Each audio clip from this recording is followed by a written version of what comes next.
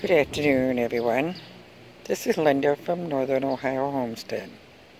Just sitting out here in my backyard, enjoying the 75 to 80 degree weather today. The wind is blowing, but it is just so nice out here.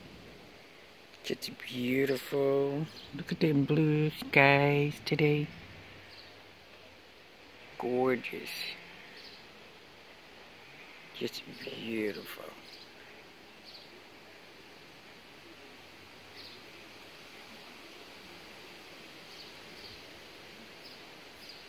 Maybe I wanted to take you back here and get started on a couple of the extra garden beds I have. And I believe these would be garden bed number 9, 10, and 11.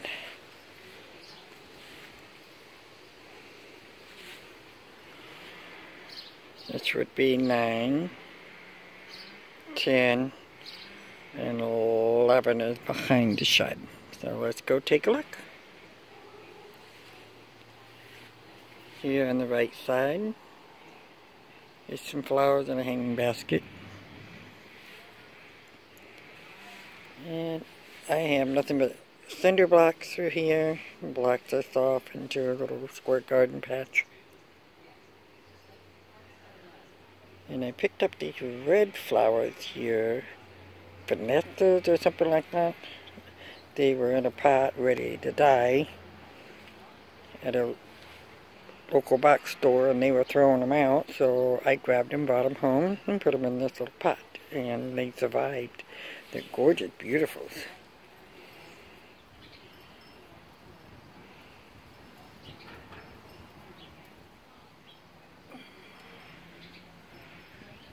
And I just trimmed them yesterday, so in the next couple of days, this thing will be completely full of red flowers.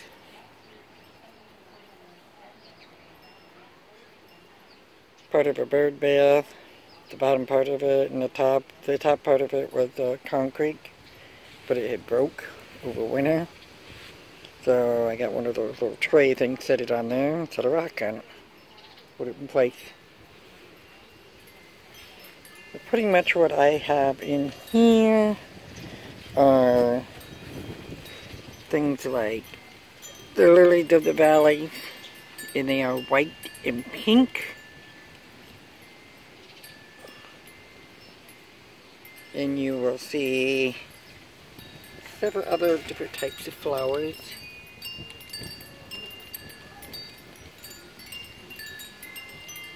So most of these were just from a package of seeds that I had thrown in here, and they're supposed to be shade flowers. There's a few gorgeous ones, just little yellow ones. They're cute. They're just like little sizes of a button.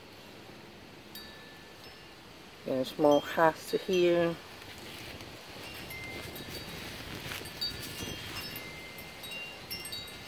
Yeah.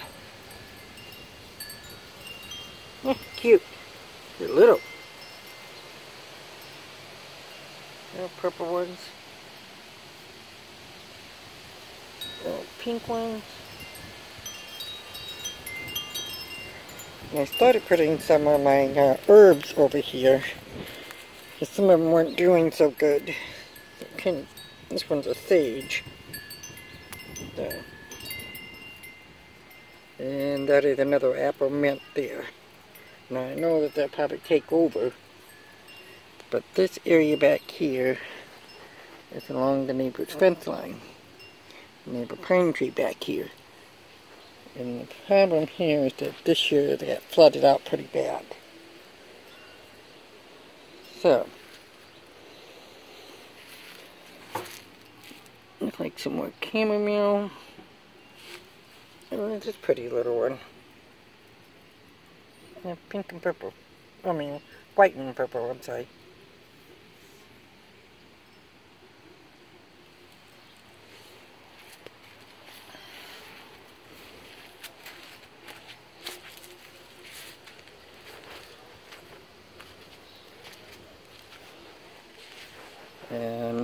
bed number 10, you will see full-grown size hostas.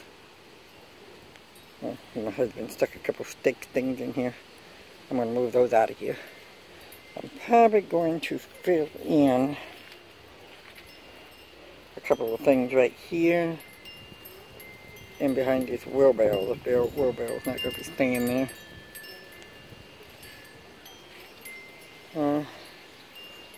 Hummingbird, musical windmill. I did have foundation rocks, but over the years they have really sunk down into the level of the ground now. Because this area gets so mushy. This is mostly the shaded area. When it gets sun over here, maybe in about 2 hours during the day. We have a birdhouse. Looks like somebody kind of took up a nest in there this year. That's kind of cute. Some different types of hens and chickens and ground covers. Musical wind chimes. That's the neighbors back there. And this here is my husband's composting machine that he made up. He just spent it on a plastic barrel. Let's see, now I'll be careful about coming back here because this is back behind my shed. These were a bunch of hostas that I had over here. They got really crowded. So I moved some back here, about 4 of them. But now I have a woodchuck or a possum underneath my shed now, so I gotta be careful. Well, with these being fully almost grown, it looks like I may have to at least take one hosta out. So this is bed number 11. They do pretty good back here, you know, they get a lot of shade.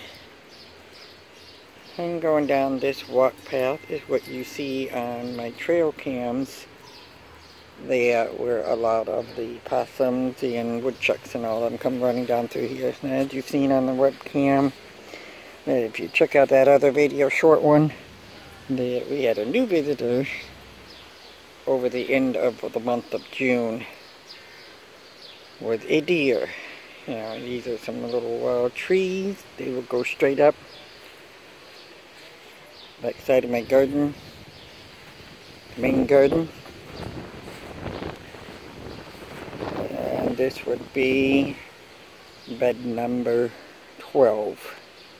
Now in here I have some hostas, I have some hollyhocks, I have some black-eyed Susans. This stays pretty much shaded most of the time.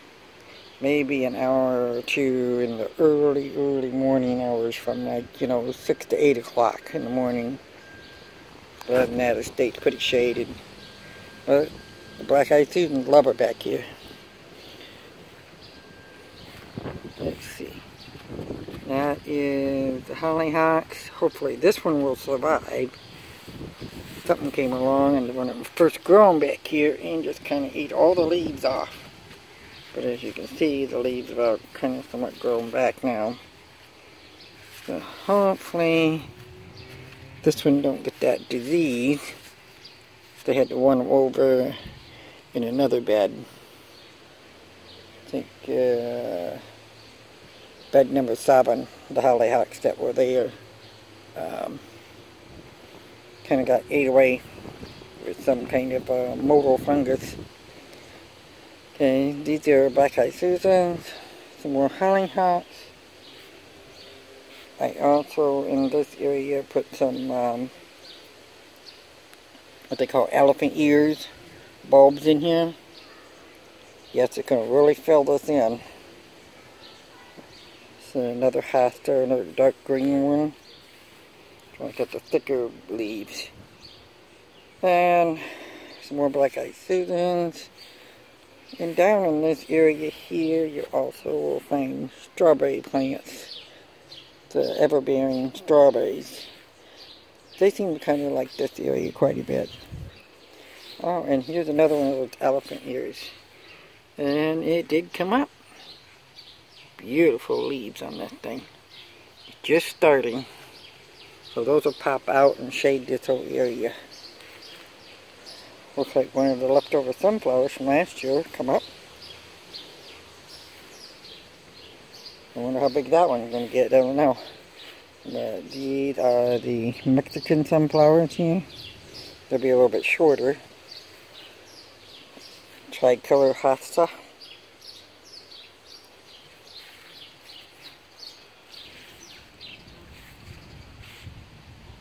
And bed number 12.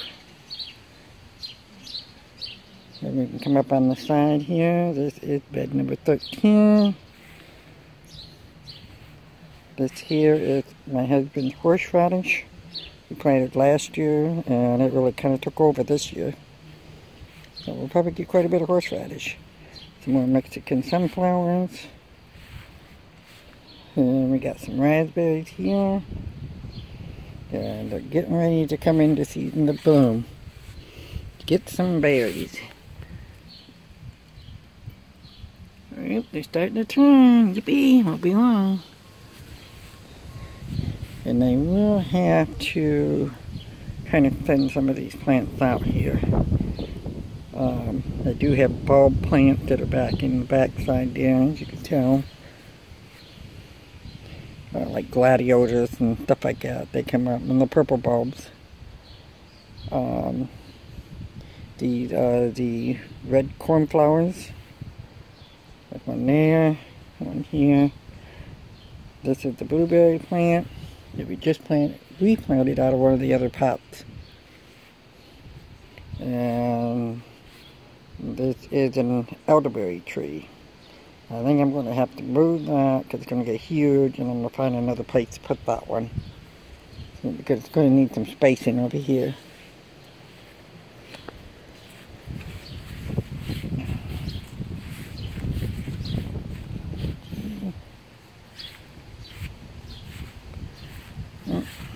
And behind this is cucumber plant, which will be the egg one from Baker Creek. And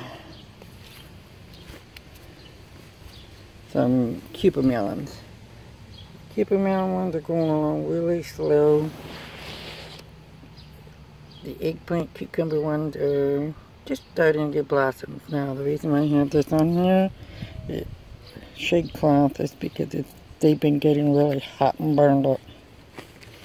So we had to do something to do some covering on this. We had a trowel here to get everything to grow up on. Everything's coming along pretty good.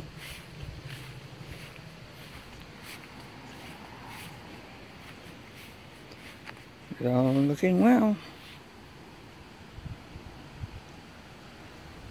There's a burning bush here, some pots.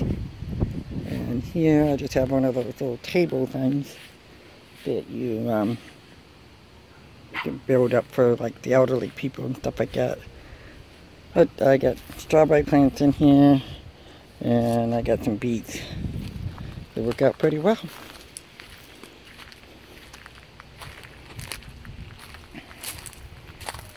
Here's a root pot. I think I'm going to take that and change it out and put some fresh dirt in it. I'm thinking about putting the weatherman plant in there. But everything's looking well, growing well, and I thank you very much for coming along through the garden tour of bed number 9, 10, 11, 12, and 13. Thank you very much. Have a wonderful day.